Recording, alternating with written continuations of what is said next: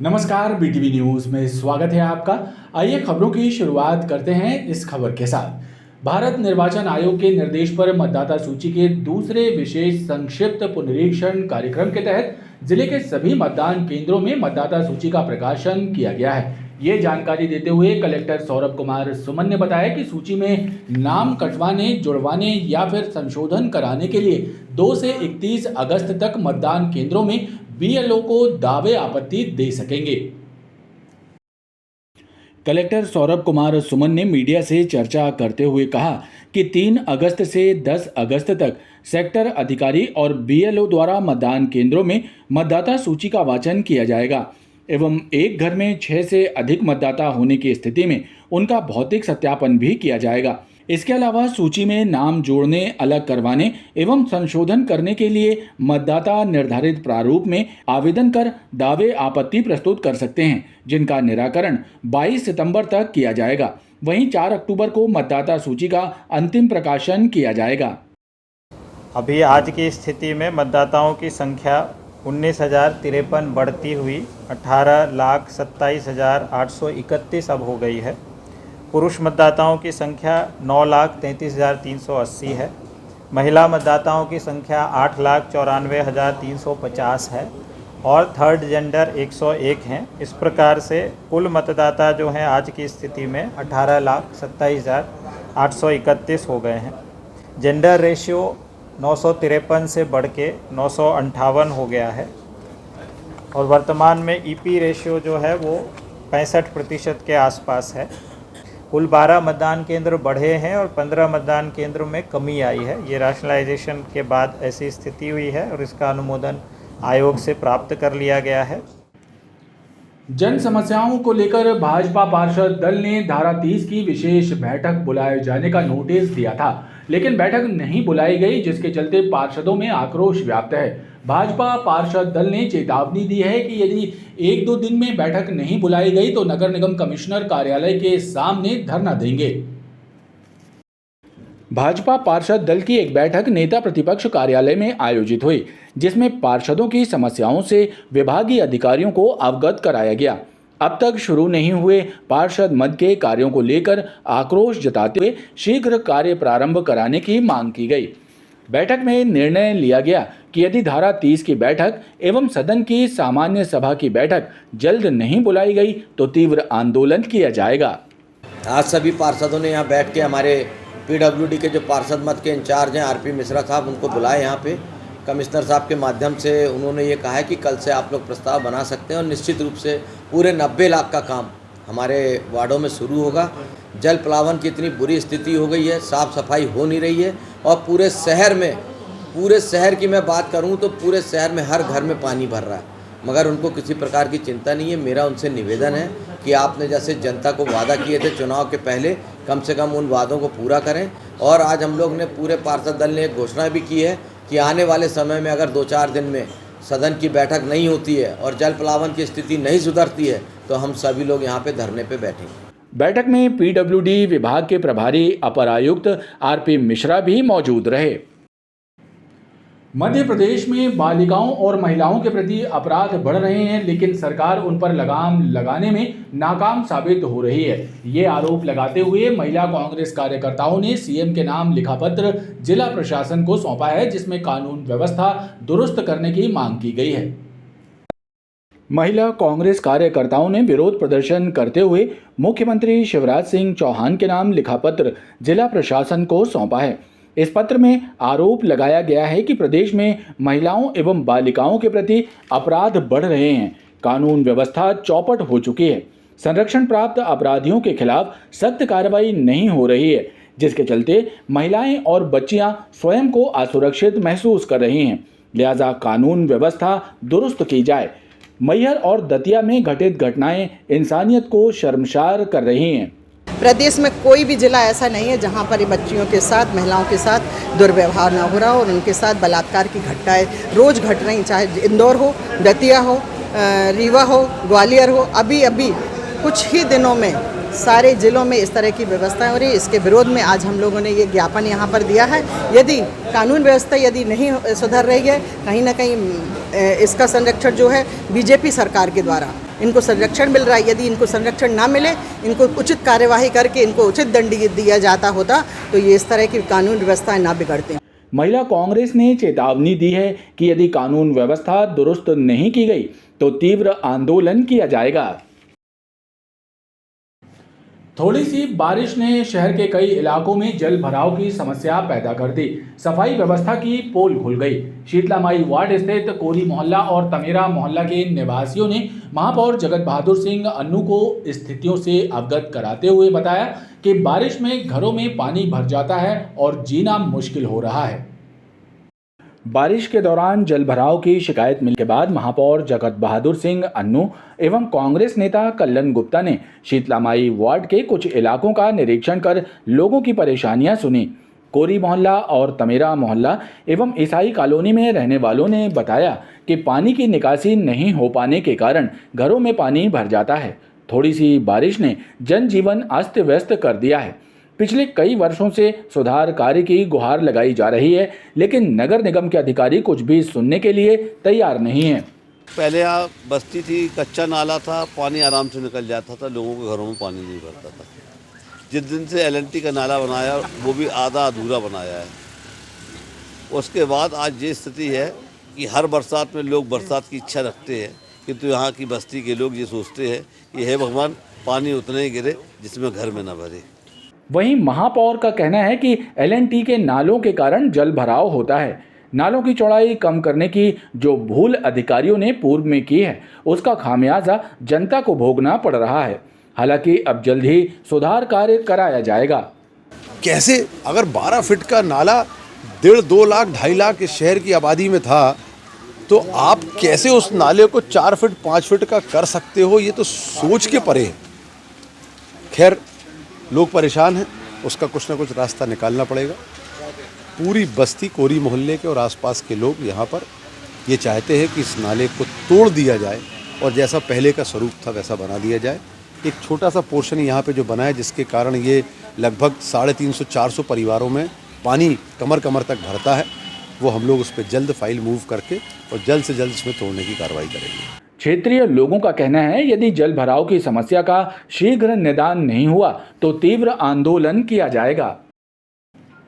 Napier town क्षेत्र में लंबे अरसे से बंद पड़ी पुलिस चौकी को एक बार फिर से आरंभ कर दिया गया है, जिससे क्षेत्रवासियों ने राहत की सांस ली है।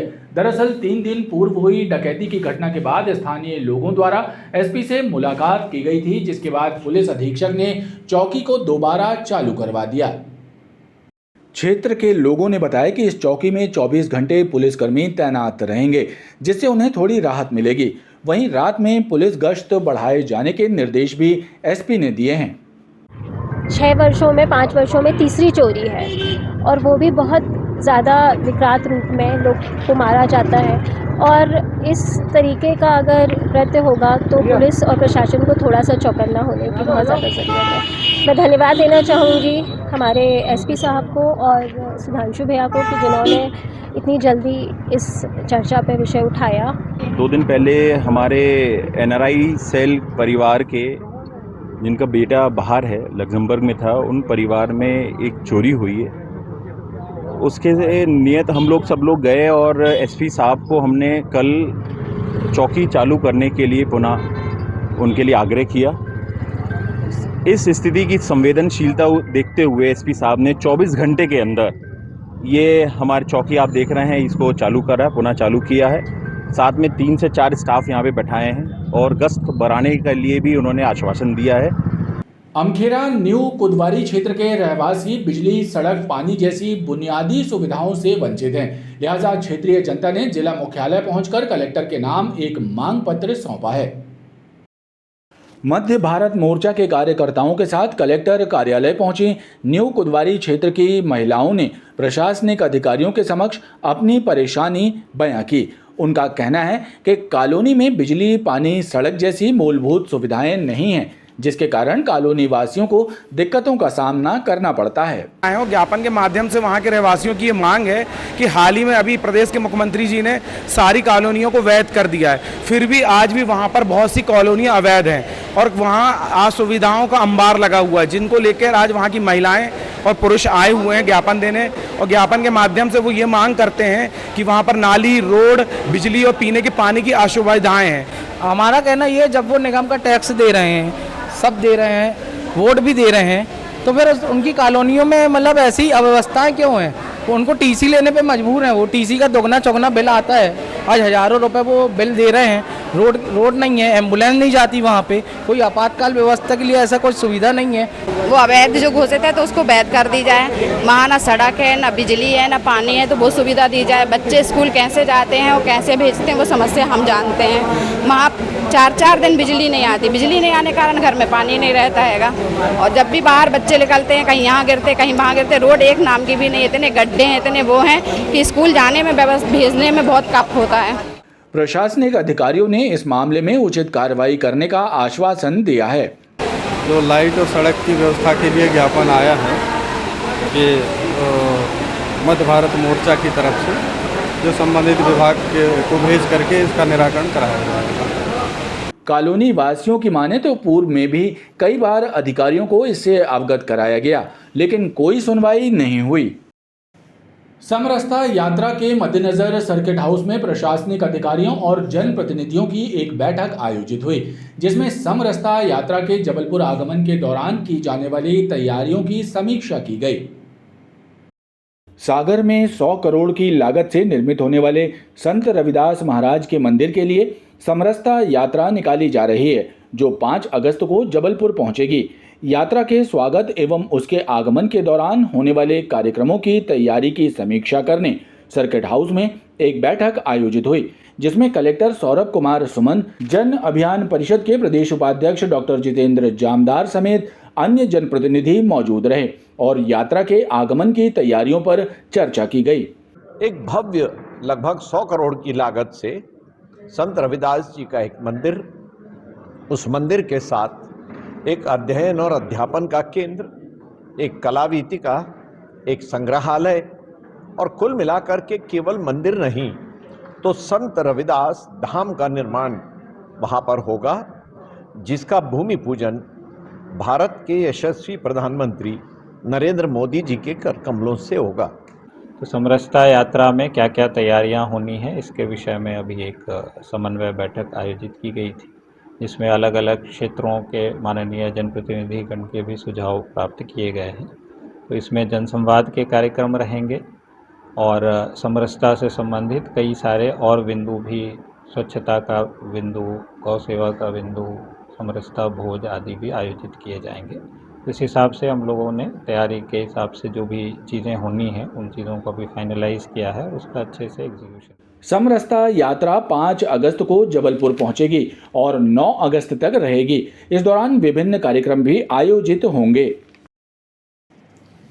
हरियाणा के नूंह में एक धार्मिक यात्रा के दौरान हुई आगजनी और पथराव की घटना से आक्रोशित बजरंग दल एवं विश्व हिंदू परिषद कार्यकर्ताओं ने सदर क्षेत्र में दंगाइयों का पुतला दहन कर विरोध जताया।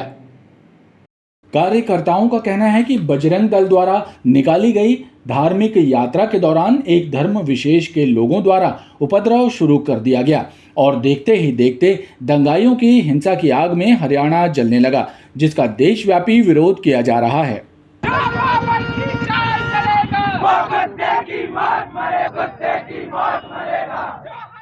यात्रा में जो दंगाइयों ने आगजनी की एवं बजरंग दल के कार्यकर्ताओं को चोट पहुंचाई, दंगा किए, उसके विरोध में आज पुतला दहन किया। नूरमई है जो घटना हुई है उसके विरोध में हमने मालवीय चौक में पुतला दहन किया है। चेतावनी दी है कि यदि ऐसी घटनाएं पुनः होती है तो विश्व हिंदू परिषद बजरंग दल सड़क पर उतरकर उसका विरोध करेगा और उनको मुंह तोड़ जवाब देगा।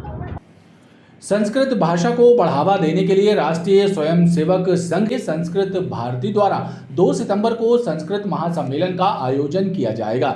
इस अवसर पर समन्वय सेवा केंद्र से भव्य शोभा यात्रा निकाली जाएगी। आरएसएस के आनुषंगिक संगठन संस्कृत भारती महाकौशल प्रांत के द्वारा 2 सितंबर को समन्वय सेवा केंद्र में संस्कृत महासम्मेलन का आयोजन किया जाएगा, जिसमें आरएसएस के वरिष्ठ अधिकारी, शिक्षाविद, नेता, एडवोकेट्स, छात्र छात्राएं शामिल होंगे। इसके जरिए युवा पीढ़ी को संस्कृत भाषा से जोड़ने का प्रयास किया जाएगा।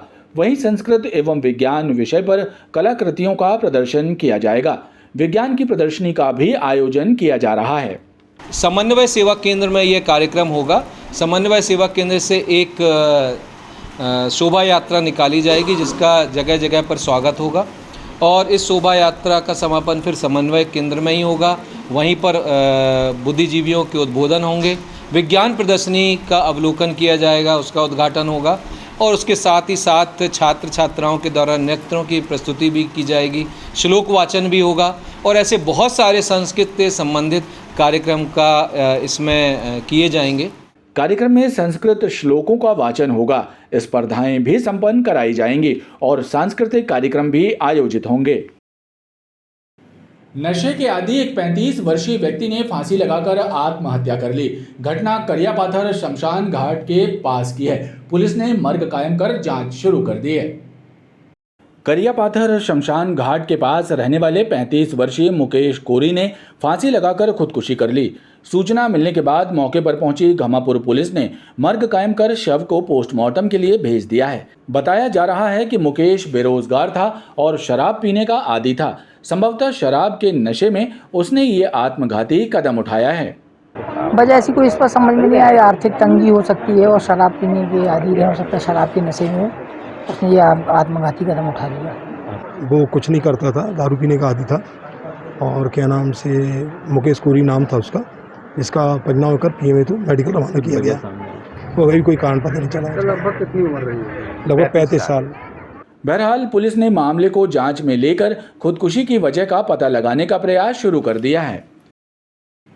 नेपियर टाउन निवासी दलबीर सिंह के घर में हुई डकैती की वारदात में पुलिस के हाथ अभी तक कोई पुख्ता सबूत नहीं लगे हैं। हालांकि पुलिस की 9 टीमें डकैतों का सुराग जुटाने के लिए पतासाजी कर रही हैं। वहीं डकैतों की सूचना देने वाले के लिए 10,000 का इनाम भी घोषित किया गया है। नेपियर टाउन में हुई डकैती के मामले में पुलिस के हाथ फिलहाल खाली हैं। पुलिस द्वारा सीसीटीवी फुटेज खंगाले जा रहे हैं। डीएसपी क्राइम सुशील चौहान ने बताया कि डकैतों की सूचना देने वाले के लिए 10,000 रुपए के इनाम की घोषणा भी की गई है। करीब 9 टीमें लगी हुई हैं और लगातार सीसीटीवी फुटेज खंगाले जा रहे हैं। आसपास के घटना स्थल से जो भी सीसी कैमरे जहाँ जहाँ लगे हुए हैं उनके फुटेज चेक किए जा रहे हैं और अज्ञात आरोपी हैं उन पर 10,000 रुपये का इनाम श्रीमान पुलिस अधीक्षक महोदय द्वारा जारी किया गया है। जो भी संबंधित सूचना दे या अज्ञात आरोपियों के बारे में जानकारी दे उसको इनाम दिया जाएगा और पुलिस लगातार प्रयास कर रही है। उम्मीद है कि जल्दी सफलता मिलेगी। खबरों का ये क्रम लगातार जारी है। आप देखते रहिए BTV न्यूज़।